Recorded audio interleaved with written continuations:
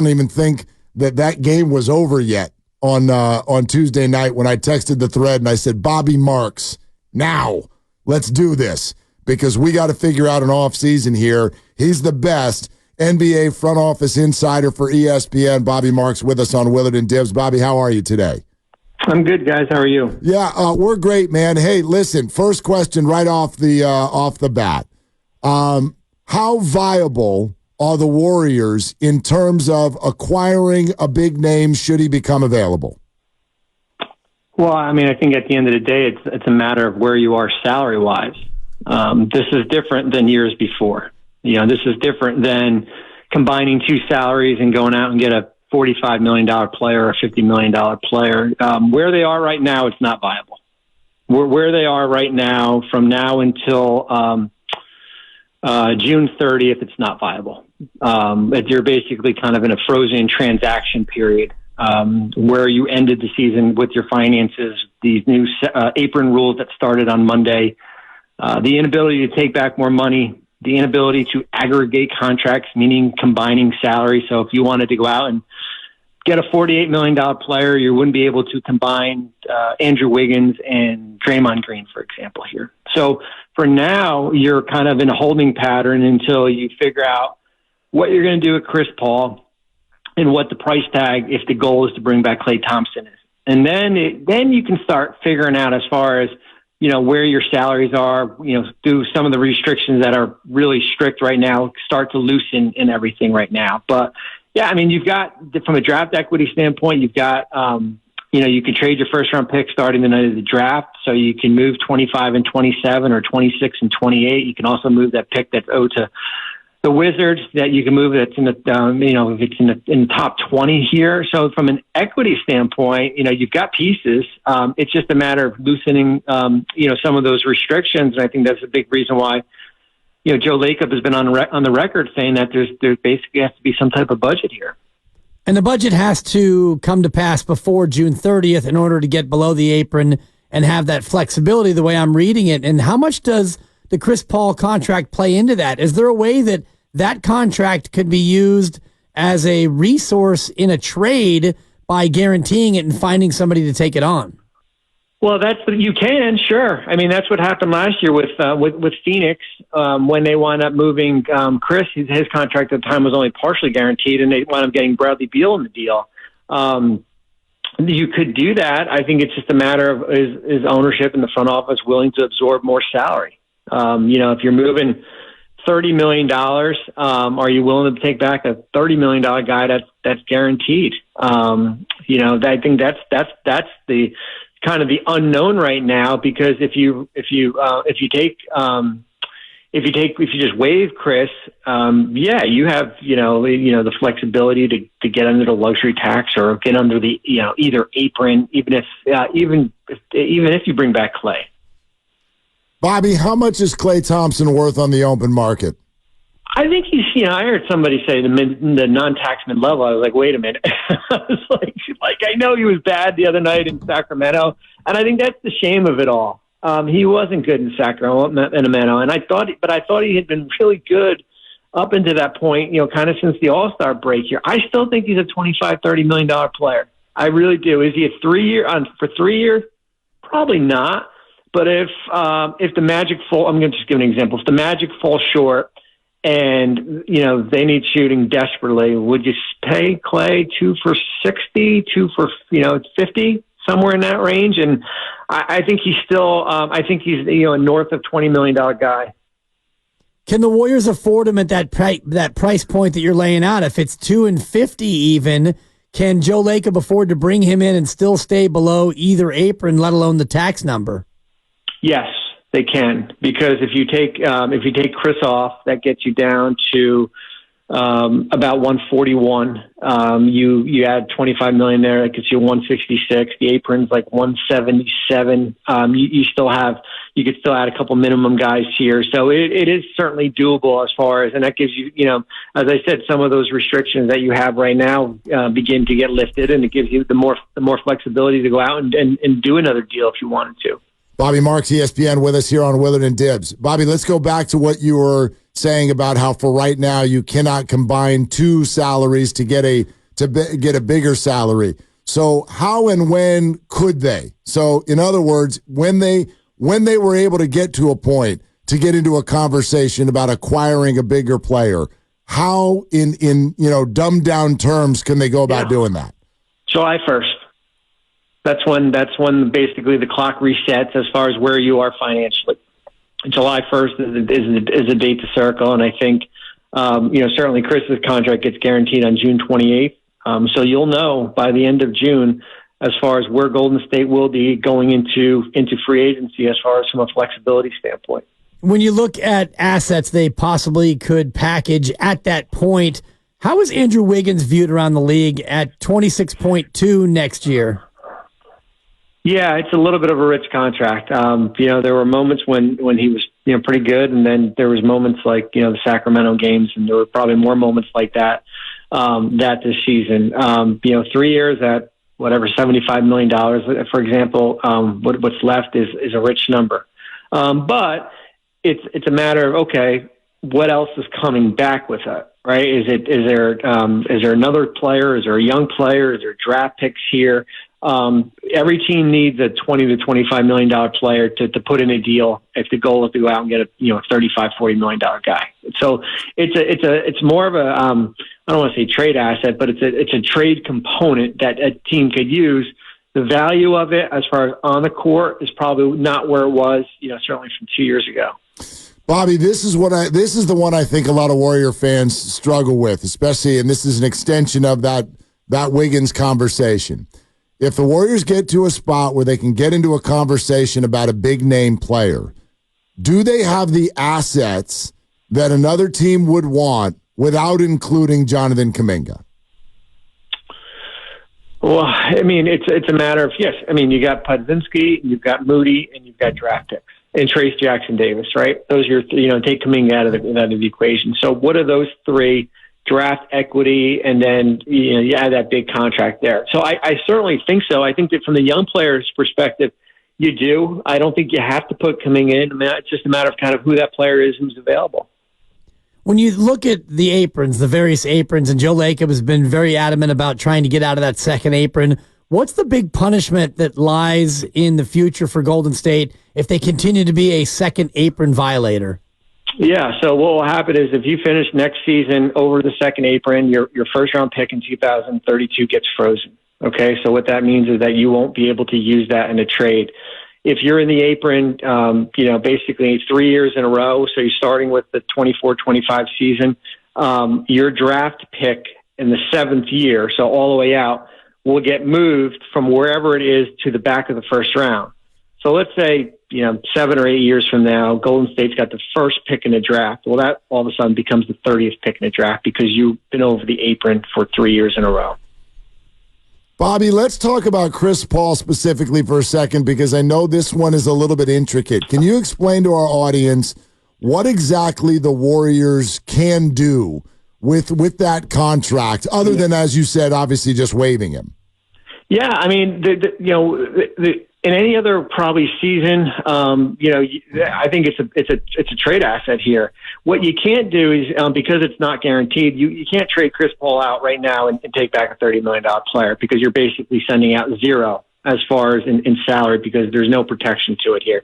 So it's a matter, and this comes down to ownership.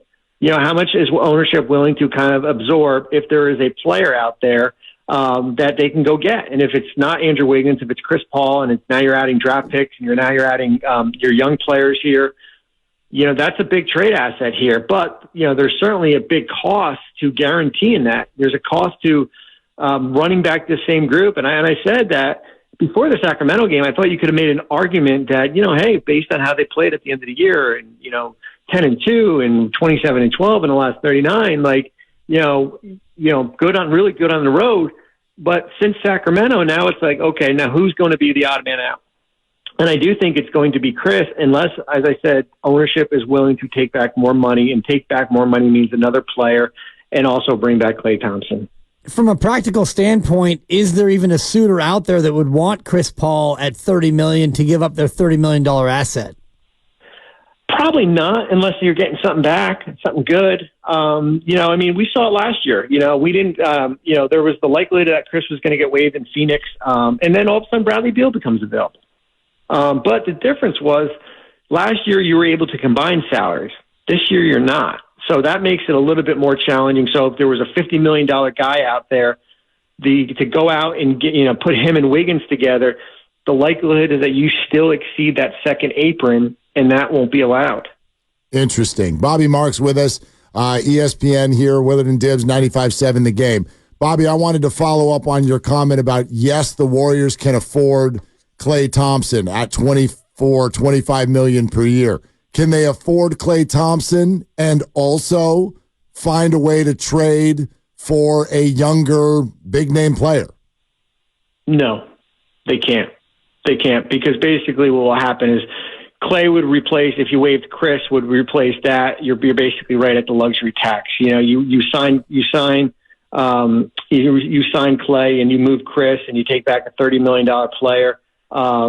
The likelihood is that you're going to be deep in the tax. You're going to be in the apron, and that's something as you guys know, ownership has pretty much said no to, unless, hey, things change. I mean, things are pretty fluid. We don't know who that next disgruntled player will be.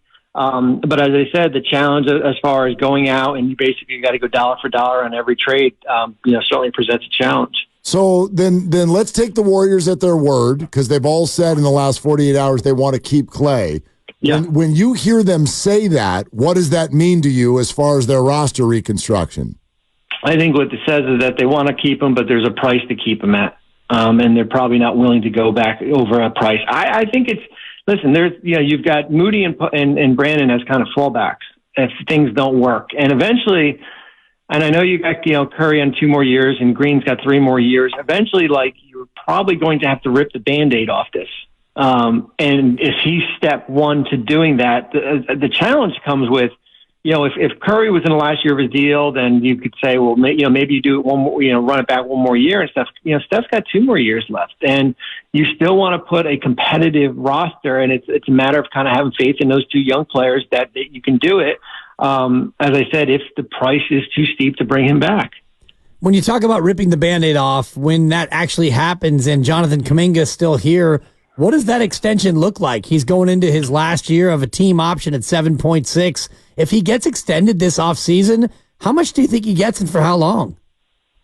Well, rookie extensions are the most challenging ones out there because, Kuminga and his agent aren't competing against anybody. There's nobody with cap space. It's really just the day before the regular season starts.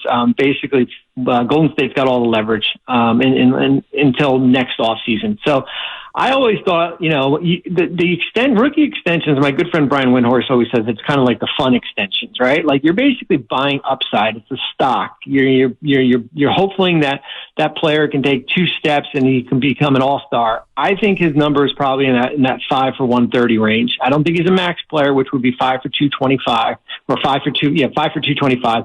But I do think he's probably a 25 to $30 million player. Because I do think the upside is there to be a top starter / all-star type player in the league. All right, Bobby, let's stop messing around. What's up with Lauri Markkanen? What's going on here? Well, he's renegotiation eligible in Utah. They can't do it until early August. It's going to be interesting as far as what approach Utah has taken. Danny Ainge went on the record the other day and said, we're willing to go big game hunting this offseason, which is rare because that team basically has punted the last 2 trade deadlines here. So he's in the last year of his contract. Certainly, if he does not renegotiate or even extend, certainly that's a guy to kind of circle. Any chance that Warriors dream of a LeBron James taking the minimum comes to Golden State? Bobby, fans here, we're delusional about Giannis. We dream about LeBron. Well, maybe LeBron will his son will get drafted here in the 2nd round, and he'll want to take the minimum. He might play for free. Pick 52, circle that right there, right? Yeah. 52 or 53. Listen, this is the beauty of the playoffs. Is that teams that lose, it changes what your plan was for the offseason because someone's not going to be happy. Someone's going to be asked to be traded. Someone's going to opt out of their contract. Someone wants to go play somewhere else here. And that's why I think we just sit back and wait, see what happens in the first round, see what happens in the second round. And then all of a sudden come early June, there's going to be one guy not happy, two guys not happy. And then all of a sudden you try to figure out how you can go out and get him.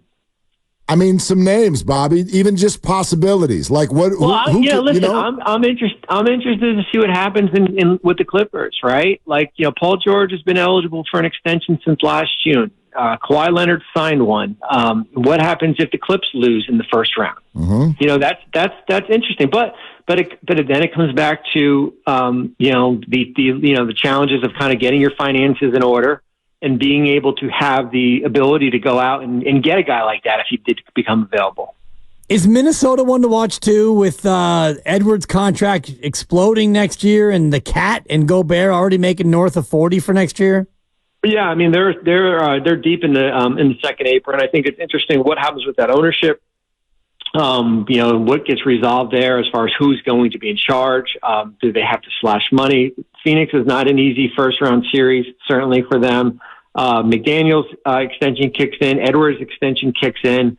They are deep. A team that's never paid the luxury tax. This is kind of rare territory. And what happens if they lose in the first round? Bobby, this is all great stuff. What if we just pull back from these specifics and ask you this? What, with the finances as they are and the names as they are, in your opinion, what are the chances that the Warriors find a way to compete at a high level next year? Well, here's the thing. 46 wins, I know not by Golden State standards and not by their own fan standards and where they were. Like, it's basically like you're 3 or 4. You're Draymond Green suspension away from being the 4th seed. I mean, that's the reality of it, or the 3 seed, because how good they were on the road and how good they were in the second half, and I think that's the struggle you have, right? Like you're not like a rip it down and build it back up. Your 46 wins. I mean, tomorrow night New Orleans wins 49 games and could be sitting home just with second most wins in franchise history could be with Golden State. So the West is brutal. Taking 2 steps back in the West will set you back for a long term. So I don't think this is a tear down thing. I do think you can compete in the Western Conference, but it's going to have to make, it's going to make some hard financial decisions and probably a big step in development with your young players. Bobby, thank you so much. You really helped everybody out today. Thanks a lot. Thanks, guys. Appreciate it. Okay. Bobby Marks, ESPN. He laughed.